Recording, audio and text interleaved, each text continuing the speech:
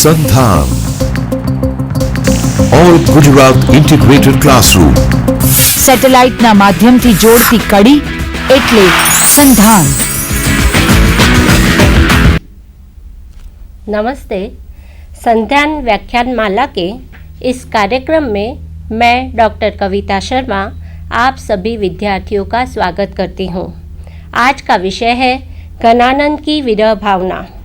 आज मेरे साथ उपस्थित हैं डॉक्टर घनानंद शर्मा जदली। नमस्कार। मोहन राकेश व्यक्तित्व एवं कृतित्व उनका शोध प्रबंध रहा है। आपने अनेक वर्षों तक अनुस्नातक कक्षाओं में मध्यकालीन साहित्य एवं घनानंद के कवित्वों को पढ़ाया है। आपका मध्यकालीन साहित्य पर विशेष प्रभुत्व है। इस दृष्टि से घनानंद के कवित्वों के मर्मज्ञ विद्वान के साथ हम वार्तालाप करेंगे जो सार्थक सिद्ध होगा। डॉक्टर शर्मा जी, आप स्वच्छंद काव्यधारा और घनानंद पर कुछ बोलें। उससे पहले मैं घनानंद के जीवन वृत्त पर कहना चाहूँगी। श्री ब्रजनाथ ने कवि घनानंद की प्रशस्ति में लिखा है, ने ही महा ब्रजभाषा प्रवीण ओ, सुंदर तान के भेद को जाने, जोग वियोग की रीति में कोविद, भावना भेद स्वरूप को ठाने, चाह के रंग में भीजो हियो, बिछुरे मिले प्रीतम शांति न माने, भाषा प्रवीण सुछंद सदा रहे, सो घन जी के कवित्व को बखाने। प्रेम के पीर के इस अमर गायक कवि श्रेष्ठ घनानंद का जीवन भी हिंदी के अन्य अनेक कवियों की भांति अज्ञात और बहुत कुछ किंवदंतियों और जनश्रुतियों पर आधारित है। कहा जाता है कि ये जाति के कायस्थ थे और दिल्ली के बादशाह मोहम्मद शाह रंगीले के मीर मुंशी थे, परंतु श्री शंभू प्रसाद बहुगुणा की खोजों के आधार पर इनका काल मोहम्मद शाह से पहले ठहरता है। उनके कथानुसार इनका जन्म 1573 ईस्वी के लगभग दिल्ली में हुआ था। विद्या प्रेमी होने के नाते तत्कालीन राजभाषा फारसी का इन्होंने अच्छा ज्ञान प्राप्त कर लिया था और इसमें ये कविता भी करते थे। कुछ लोग इन्हें अबुल फजल का शिष्य भी कहते हैं। हमारे प्रतिपाद्य कवि का वास्तविक नाम घनानंद ही था या और कुछ, हिंदी जगत में यह विषय आज भी विवादास्पद बना हुआ है। इस विवाद का मुख्य कारण यह है कि कवि की रचनाओं में सर्वत्र एक ही नाम का प्रयोग नहीं हुआ है। उनके नाम के 21 रूपों का प्रयोग प्राप्त होता है। सामान्यतः विचार करने से यह दृष्टिगत होता है कि 3 नाम आनंद, घन आनंद और आनंद घन ही विशेष रूप से प्रयुक्त हुए हैं। आचार्य रामचंद्र शुक्ल ने उनका नाम घनानंद ही लिखा है और वह ही पहले व्यक्ति हैं जिन्होंने उनका नाम घन आनंद लिखा। श्री शंभू प्रसाद बहुगुणा ने तो कवि का वास्तविक नाम आनंद ही माना और इसी का विकसित रूप आनंद घन व घन आनंद कहा है। उनका मत है कि केवल आनंद छाप से ही कवि के कवि सवैये प्राप्त हुए हैं और वह राधा कृष्ण दोनों का उपासक रहा है तथा सुजान शब्द दोनों का ही वाचक है। राधा के लिए उसने आनंद के निधि और कृष्ण के लिए आनंद के घन शब्द का प्रयोग कर दोनों ही भावनाओं को प्रकट करने हेतु कवि ने इस आनंद स्वरूप राधा का बोधक आनंद और कृष्ण का बोधक घन शब्द लेकर अपना नाम आनंद घन या घनानंद रख लिया। जनश्रुति यह बतलाती है कि घनानंद को बचपन से ही रास लीला देखने का शौक था। रास मंडली के व्यय का भार अपने ऊपर लेकर ये दिल्ली में रास लीला करवाते रहते थे और स्वयं भी किसी लीला में भाग ले लेते थे। इससे इनको हिंदी भाषा के पद और संगीत सीखने का व्यसन लगा जिसमें आगे चलकर इन्होंने वह निपुणता पाई जिसकी सराहना आज भी भाषाविज्ञ करते हैं। इस रासलीला का इनके ऊपर इतना प्रभाव पड़ा कि ये कृष्ण प्रेम के बावले हो गए और वैराग्य धारण कर लिया। दिल्ली सदा के लिए इनसे छूट गई और वृंदावन को इन्होंने अपना धाम बनाया। वहीं किसी निम्बार्क संप्रदाय के साधु से दीक्षा प्राप्त कर वंशीवट के किनारे उस लीला बिहारी के ध्यान में रहना इन्होंने अपनी दिनचर्या बना ली। दूसरे पक्ष में बादशाह मोहम्मद शाह का पीर मुंशी होना अधिक जनप्रिय है। आचार्य शुक्ल आदि भी इसी पक्ष का समर्थन करते हैं। इनके वैराग्य के संबंध में इस प्रकार किंवदंती प्रसिद्ध है। बादशाह मोहम्मद शाह के दरबार में सुजान नाम की एक वेश्या रहती थी। संगीत से प्रेम होने के नाते घनानंद उसके संपर्क में आए। वह संगीत में निपुण थी।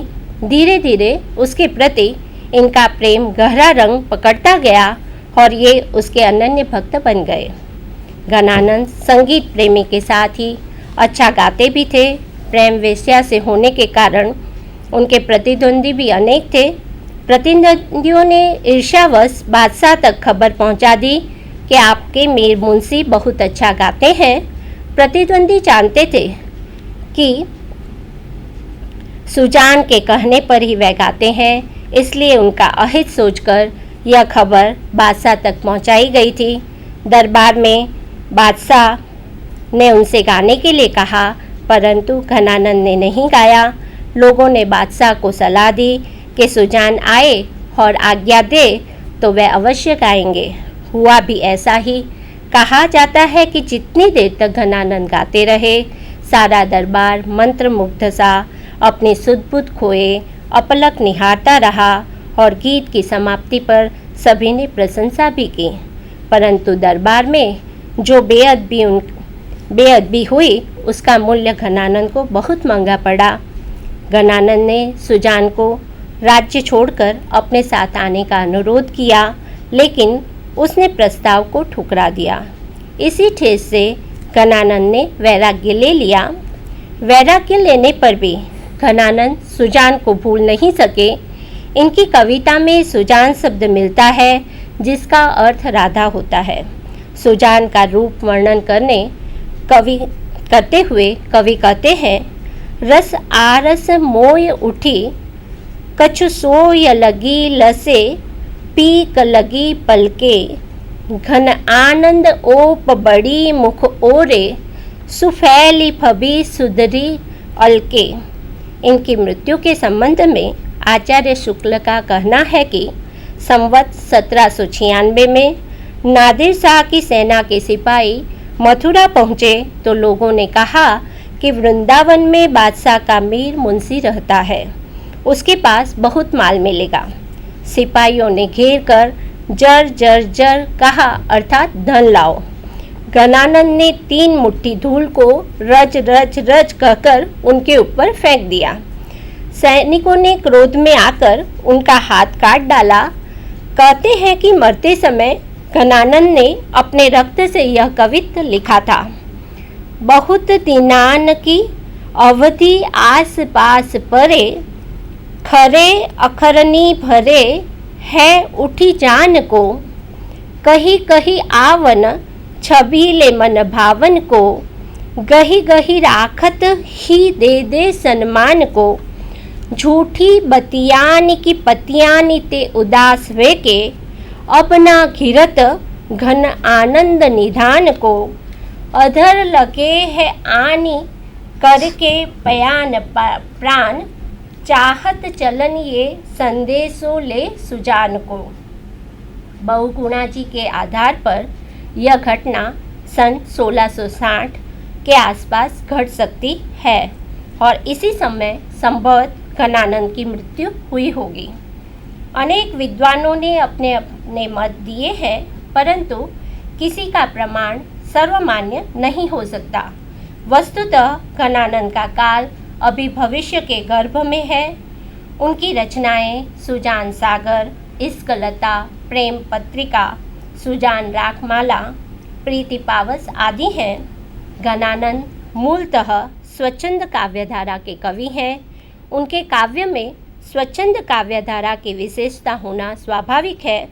अतएव घनानंद की विरह भावनाओं को आत्मसात कर सके, इस दृष्टि से स्वच्छंद काव्यधारा और घनानंद पर डॉक्टर शर्मा जी आप प्रकाश डालने की कृपा करें।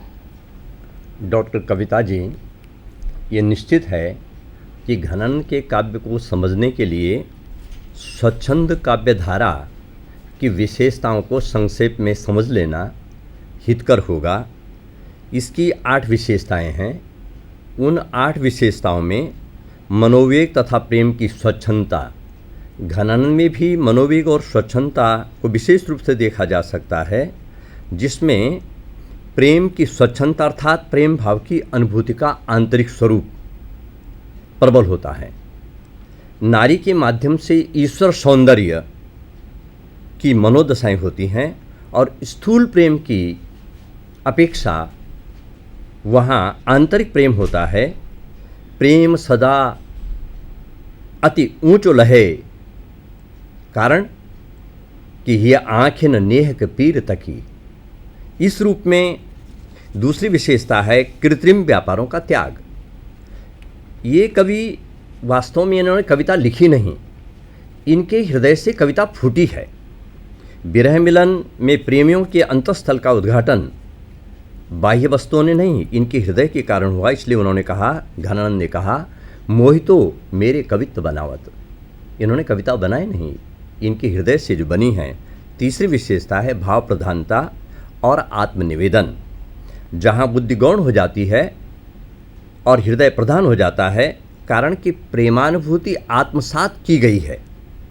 स्वयं प्रेमी बनकर उन्होंने उन अनुभूतियों को भोगा है। इसलिए इनके काव्य में ये आत्मनिवेदन के रूप में दिखाई देता है। चौथी विशेषता है प्रेम का लौकिक पक्ष। इन्होंने साहित्यिक पक्ष की अपेक्षा लौकिक पक्ष को प्रधानता दी, जिसमें प्रेम मार्ग कष्टों और पीड़ा से भरा हुआ है। इसलिए उन्होंने कहा, तलवार की धार पे धावनो है। इसी प्रकार पांचवी इनकी विशेषता है विरह। इनके काव्य में मिलन की अपेक्षा विरह पर विशेष रूप से अंतर्मुख और उन्मत्त चेष्टाएं देखने को मिलती हैं, जिसमें है देख रहों अनदेखे दहों।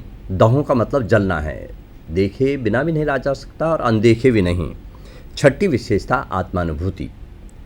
स्वच्छंद काव्यधारा में स्वानुभूतियों का काव्य है, इसलिए छवि को सदन, गोरो वदन, रुचिर भाल, रस निचुरत, मीठी मृद मुस्कान में।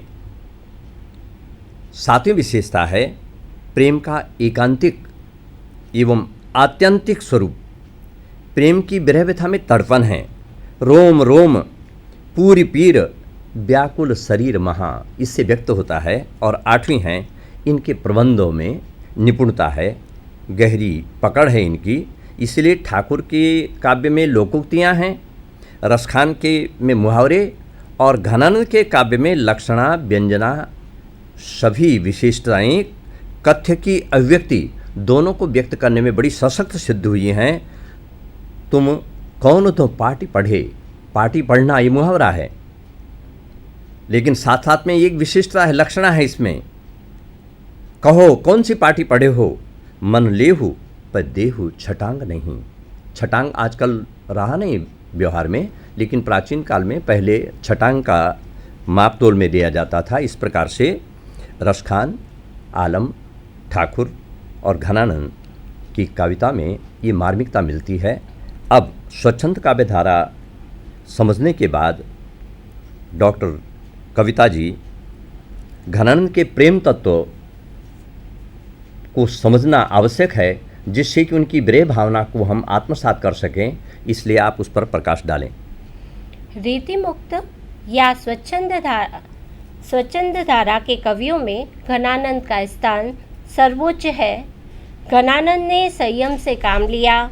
रीतिबद्ध रचनाओं में उन्होंने प्रेरणा जरूर पाई है, परंतु रीतिबद्ध प्रवृत्तियों को यथातथ्य रूप में ग्रहण न करके उन्हें संस्कारित किया, उनके बहिर्मुखी स्वरूप को अंतर्मुखी स्वरूप में परिवर्तित किया है। श्रृंगार ने उनके काव्य में अपने उदात्त रूप के साथ स्थान पाया। अपने हृदय की सूक्ष्म से सूक्ष्म भावनाओं को ही काव्य के माध्यम से उन्होंने अभिव्यक्त किया है। घनानंद की कविता का मूल रीवा नरेश श्री रघुराज सिंहजू देव ने अपने भक्तमाल राम रसिकावली ग्रंथ में इन पंक्तियों में आका है, जो उचित एवं सार्थक प्रतीत होता है।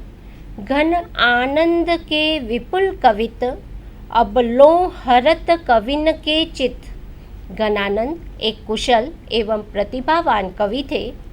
मार्मिक अभिव्यंजना उनके काव्य का प्रमुख लक्षण था। घनानंद को वियोग श्रृंगार का प्रधान मुक्तक कवि माना जाए तो इसमें तनिक भी अतिशयोक्ति नहीं होगी। इनके जैसी विशुद्ध परिमार्जित, सरस, मधुर एवं सशक्त ब्रज भाषा उनके समय के शायद ही अन्य किसी कवि की हो सकती है।